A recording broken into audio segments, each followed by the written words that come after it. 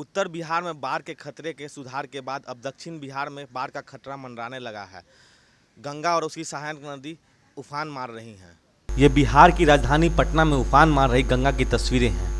पटना के काली घाट और इंजीनियरिंग घाट पर गंगा खतरे के निशान के ऊपर बह रही है। गंगा के जलस्तर में तेजी से हो रही बढ़ोतरी के कारण बिहार के कई जिलों में हालात बेकाबू होते जा रहे हैं।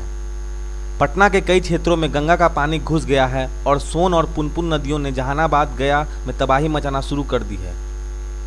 बक्सर से लेकर पटना तक गंगा के जलस्तर में तेजी से बढ़ोतरी होने के कारण गंगा की सहायक नदियां का जलस्तर भी बढ़ने लगा है।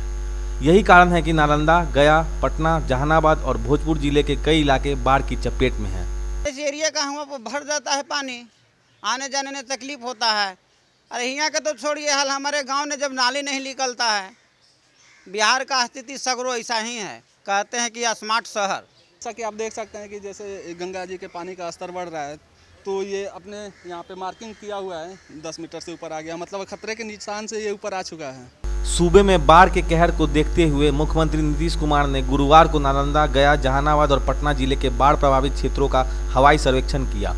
सीएम नीतीश ने कहा कि आने वाले समय में बाढ़ के हालात और भी गंभीर हो सकते हैं, इसलिए अधिकारियों को उचित कदम उठाने का निर्देश दिया गया है। अभी का जो विषय है ना, अभी का विषय है लोगों को राहत देने के लिए हर प्रकार से काम करना। इसलिए हमारे साथ दोनों आपदा प्रबंधन के भी साथ गए हैं और एक एक चीज़ को देख लिए हैं और इसके लिए सब डीएम को भेज करके बाकी जितने गांवों में प्रभावित हुए उनको राहत देना, सहायता पहुंचाना, क्योंकि फसल के लिए तो नुकसान है ही और फिर उसमें लिए तो जितना पानी पड़ा रहेगा तो कहाँ से अब लोग कर सकेंगे, रोक सकेंगे, इसलिए दिक्कत होगी। बताते चलें कि मौसम विभाग ने दावा किया है कि अगले 24 घंटों में राज्य के 23 जिलों में भारी बारिश की संभावना है।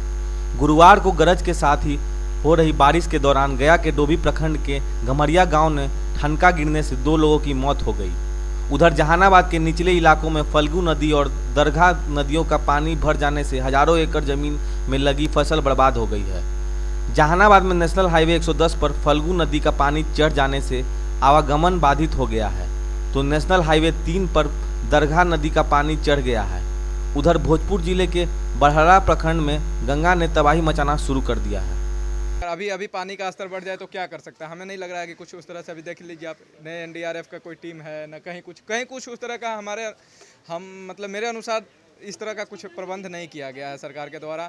और सरकार बस जब बाढ़ आती है उस समय थोड़ा सा विचारता दिखाया जाता है, उसके बाद फिर वही काम हो रहा है। अभी बाहर में हर जगह जल जमाव बढ़ा हुआ, अभी तक बढ़ा हुआ है, क्योंकि नाला से पानी निकलने का सुविधा भी नहीं है। अगर अभी बारिश हो जाए 2-3 घंटे तो पानी हम लोग को इतना बाइक पार करने में दिक्कत होता है। बताते चले कि गंगा नदी का जलस्तर बढ़ने से सोन, पुनपुन, फल्गु, दरधा आदि सहायक नदियों का जल स्तर भी तेजी से बढ़ रहा है। 2 दिन पहले देहरी ऑनसोन के इंद्रपुरी बरात 3 लाख क्यूसेक पानी छोड़ा गया, जिसके कारण कई इलाकों में बाढ़ का पानी भर गया।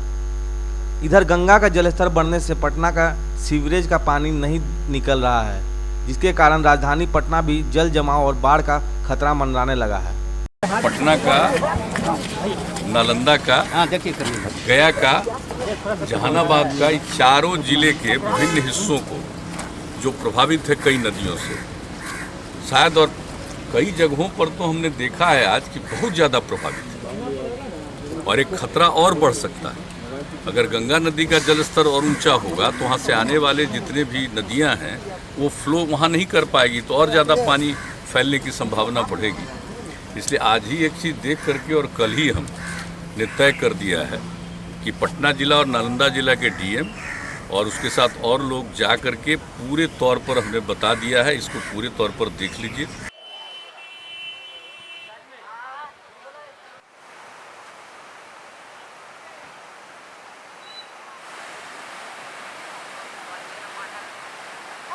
बिहार के बाढ़ से जुड़ी हर खबर हम आप तक पहुंचाते रहेंगे। आप देखते रहिए विमर्श न्यूज़। कैमरा पर्सन प्रकाश के साथ मैं आकाश, विमर्श न्यूज़, पटना।